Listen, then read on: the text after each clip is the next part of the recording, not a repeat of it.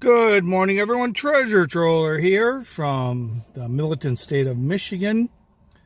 But we're here today to talk about the Crystal Palace recap from Sunday's game against Brentford. I mean, who is Brentford? Where are they even located? But anyways, our team, Crystal Palace, took it on the chin, 2-1.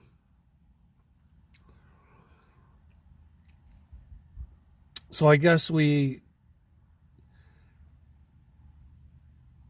be a little neutral in it.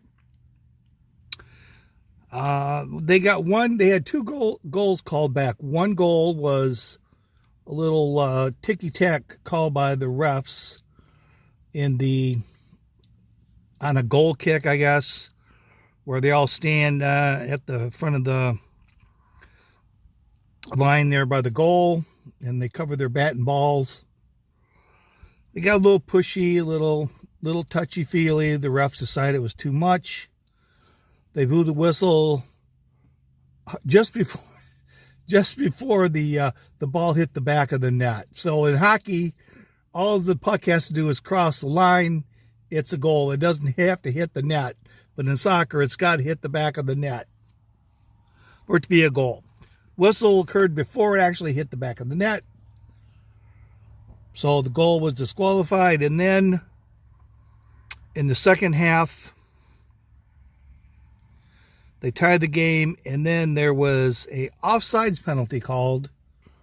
That was a pass, kick, score, whistle, offsides. And it was just after they had crossed the midline. It's a great pass. Dude kicks it. So it was called back from offsides. Barely, I guess, but offsides. So I guess a couple things. First was, I guess on the decent side, are good things to say.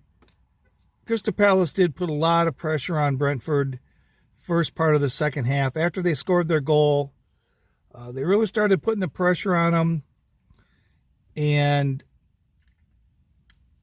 had a few kicks on goal and then the one called back. And it was almost like a few minutes after that goal was taken away from them, they kind of let up a little bit, and Brentford got another goal. It was almost a case of just letting a bad team hang around. Crystal Palace was, I think, a better team, but they let Brentford hang around, and they lost. Now, there's a couple of things that I don't like about this whole soccer football thing. First of all is where these guys, the second string or your substitutes, sit.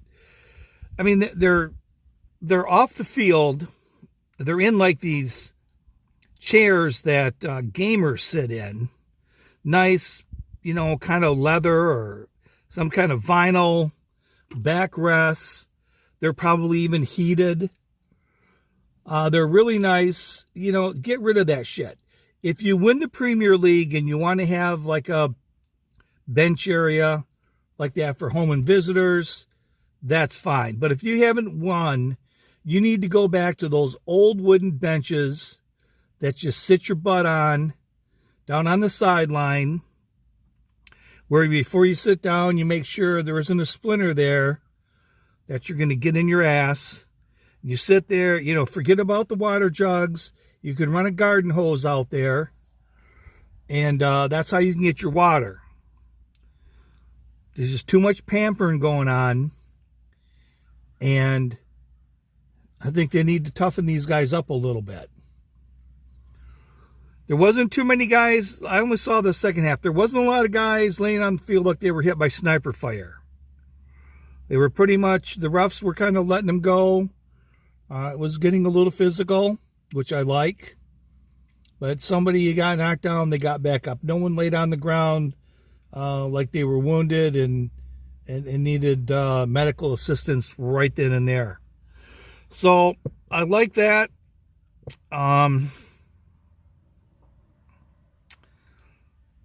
It was at least for about half of the second half, it was a really good effort. I just find this offsides penalty, I mean, you know, these dudes have been playing that way since they were like 5 years old. They know what offsides is. So Crystal Palace is not good enough just to overcome this kind of shit. They need to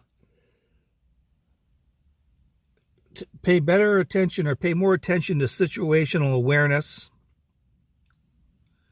And for God's sakes, you have cheerleaders.